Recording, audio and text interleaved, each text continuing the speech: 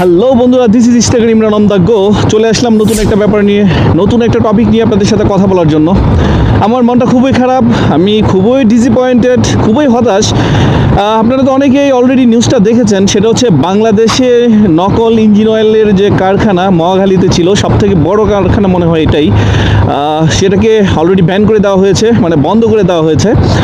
তো আসলে ভয়ের ব্যাপারটা দেখেন, যে এতদিন জানতাম যে বাংলাদেশে নকল ইঞ্জিন অয়েল পাওয়া যায়, বাট এটা যে এত মানে মহামারী আকারে থাকবে, এত ভয়াবহ আকারে থাকবে, সেটা কিন্তু চিন্তাও করতে পারি নাই। বাট এখন সেটা নিয়ে ভাবতে হচ্ছে। আমরা নকল ইঞ্জিন অয়েলগুলো খুব সহজেই মার্কেট থেকে কালেক্ট করছি, কিছু কম দিয়ে, হয়তো রেগুলার যে ইঞ্জিন অয়েলের যে দাম আছে তার থেকে একটু কম প্রাইসে আমরা নিয়ে নিচ্ছি, ভাবছি অনেক কমে পেয়ে গেলাম। বাট আমরা আসলে যে কি পেলাম সেটা তো এখন বোঝাই যাচ্ছে। সো এখন থেকে খুবই ভেবে চিন্তে দেখে শুনে তারপর ইঞ্জিন অয়েল চেঞ্জ করতে হবে।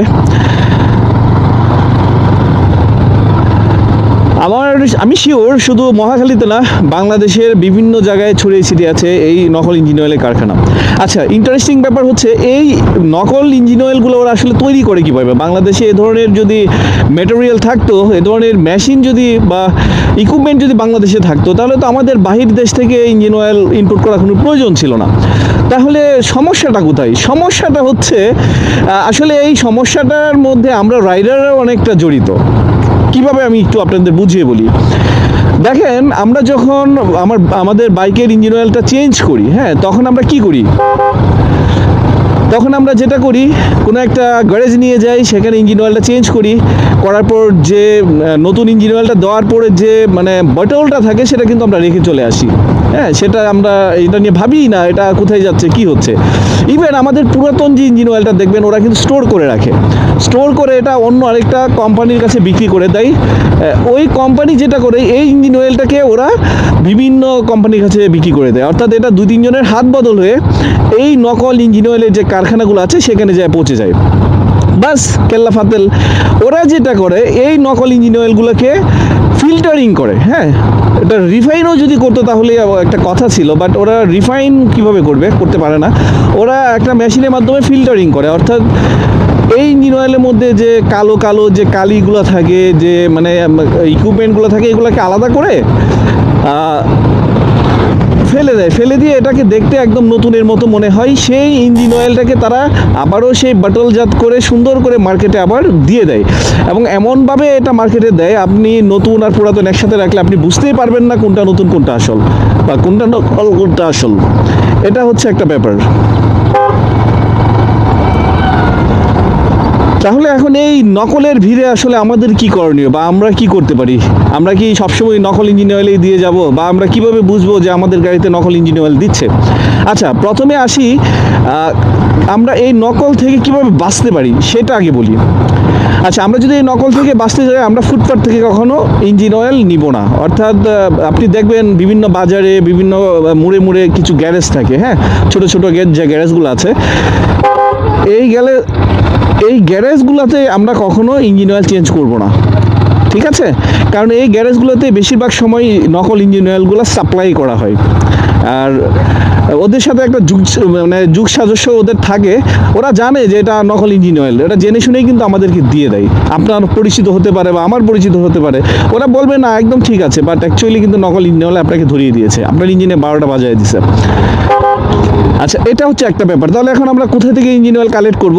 আমরা হচ্ছে সবসময় ট্রাস্টেড কোনো একটা শপ থেকে ইঞ্জিন অয়েল কালেক্ট করবো। ট্রাস্টেড কীভাবে বুঝবো? আপনি দেখবেন কিছু কিছু শপ আছে, এদের অনেক সুনাম আছে, এবং ওরা কখনোই নকল ইঞ্জিন অয়েল আপনাকে দিবে না। বা ডিলার পয়েন্ট যেগুলো আছে, হ্যাঁ, যেমন আমি যদি বলি মতলে যে ডিলার পয়েন্টগুলো আছে, সেই ডিলার পয়েন্টগুলো থেকে যদি আপনি ইঞ্জিন অয়েল কালেক্ট করেন, তাহলে এটা মানে নকল হওয়ার সম্ভাবনা থাকবে না। অথবা আপনি কোম্পানি সরাসরি বিভিন্ন লিঙ্ক থেকে, কোম্পানির যে ওয়েবসাইট আছে, সেলস পয়েন্ট আছে, আপনি অনলাইনে অর্ডার করেও কিন্তু ইঞ্জিন অয়েলগুলো কালেক্ট করতে পারেন। অর্থাৎ মোট কথা হচ্ছে, যে গ্যারেজে আপনি ইঞ্জিন অয়েল চেঞ্জ করবেন, ওদের কাছ থেকে আপনি কখনো লোকাল জায়গা থেকে কখনো আপনি ইঞ্জিন অয়েলটা কিনবেন না কিনে ভালো একটা ট্রাস্টেড শপ থেকে বা শোরুম থেকে অথবা ডিলার পয়েন্ট থেকে আপনি ইঞ্জিন অয়েলগুলো কালেক্ট করবেন। এটা হচ্ছে একটা ব্যাপার। Okay fine. এখন ধরেন আপনি ইঞ্জিন অয়েলটা দিয়ে দিয়েছেন অলরেডি আপনার বাইকে, বাট এটা নকল না আসল এটা আমরা আসলে কিভাবে বুঝবো? হ্যাঁ, এটাও কিন্তু বুঝার একটু ওয়ে আছে। একদম কনফার্ম আপনি বুঝে যাবেন বিষয়টা ওরকম না, বাট কিছুটা আপনি আন্দাজ করতে পারবেন। যেমন ধরেন আমি এখন মটোলের ইঞ্জিন অয়েলটা ইউজ করছি, মটোলের ফুল সিনথেটিক এটা ইউজ করছি। যদিও অনেকে বলে সিনথেটিক ফুল সিনথেটিক নাকি মানে নকল হয় না, বাট আমি এখন মানে কোনো কিছুতে বিশ্বাস রাখতে পারছি না। বাংলাদেশে এখন সবই মানে নকল হয়, এটা এখন বললে এভাবে বললে হবে না, আমি বিশ্বাস করি না। কারণ দুইটাই তো ইঞ্জিন অয়েল।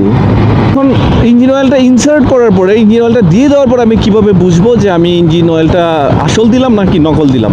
দেখেন, আমরা যা একটা ইঞ্জিন অয়েল দিয়ে কোম্পানি রিকমেন্ড করে কত কিলোমিটার, বা আপনি কোম্পানি রিকমেন্ড যদি আমি নাও ধরি, আপনি সাধারণত একটা ইঞ্জিন অয়েল দিয়ে কত কিলোমিটার বাইক রাইড করতে পারেন, ওই টাইমটা পরে দেখবেন ইঞ্জিনের একটা মানে চেঞ্জ চলে আসে। হ্যাঁ, কীরকম চেঞ্জ আসে? আপনার ইঞ্জিনে ভাইব্রেশন হতে পারে, আপনার হচ্ছে সাউন্ড চেঞ্জ হয়ে যাবে, আপনার পারফরমেন্স এতটা স্মুথ থাকবে না, হ্যাঁ, স্মুথনেসটা কমে যাবে। তখনই আমরা বুঝতে পারি কি যে আমাদের ইঞ্জিন অয়েল চেঞ্জ করার সময় হয়ে গেছে, মানে আমাদের ইঞ্জিন অয়েলটা চেঞ্জ করতে হবে। এখন আপনি ধরেন একটা ইঞ্জিন অয়েল দিয়ে যদি আপনি 2000 কিলোমিটার রাইড করেন, অথবা আমি ধরে নিই সেটা 3000 কিলোমিটার, আপনি যদি 3000 কিলোমিটার একটা ইঞ্জিন অয়েল দিয়ে আপনি রাইড করেন, তাহলে আপনি 3000 কিলোমিটার পরেই দেখবেন, আপনি বুঝতে পারবেন যে আপনার ইঞ্জিনের একটু সাউন্ড অন্যরকম হয়ে যাচ্ছে, অথবা একটু চেঞ্জ হচ্ছে, মানে আপনি নিজে থেকেই বুঝে যাবেন স্মুথ কমে যাচ্ছে, স্মুথনেস কমে যাচ্ছে, মানে আপনার ইঞ্জিন অয়েলটা চেঞ্জ করতে হবে। বাট আপনি যখন কোনো নকল ইঞ্জিন অয়েল নেবেন, তখন দেখবেন যেটা হবে, 3000 কিলোমিটার রাইড করার কথা, সেখানে আপনি হয়তো 500-700 কিলোমিটার পরে আপনি এই প্রবলেমটা ফেস করছেন। দ্যাট মিনস হচ্ছে আপনি কিন্তু নকল ইঞ্জিন অয়েলের পাল্লায় পড়ে গেছেন। এই ধরনের ক্ষেত্রে যখন আপনি বুঝতে পারবেন যে নকল ইঞ্জিন অয়েল আপনি বাইকে দিয়েছেন, যত তাড়াতাড়ি সম্ভব ইঞ্জিন অয়েলটা চেঞ্জ করবেন। কারণ এই নকল ইঞ্জিন অয়েল আপনার বাইকের অবস্থা একদম শেষ করে দেবে, আপনার 12টা বাজিয়ে দেবে। সো বন্ধুরা, এই ছিল আজকের মূল টপিক। আশা করি কিছুটা হলেও উপকৃত হতে পেরেছেন। আসলে এই বিষয়গুলো আমার থেকেও ভালো অলরেডি অনেকেই জানেন, বাট তারপরেও আমি যে ব্যাপারটা জানতে পারি সেটা আপনাদের সাথে শেয়ার করার চেষ্টা করি। সো দেখা হচ্ছে নতুন কোনো ভিডিওতে, নতুন কোনো জায়গায়, ভিন্ন কোনো টপিক নিয়ে। স্টিল দেন, টেক কেয়ার, সবাই ভালো থাকবেন, আল্লাহ হাফেজ।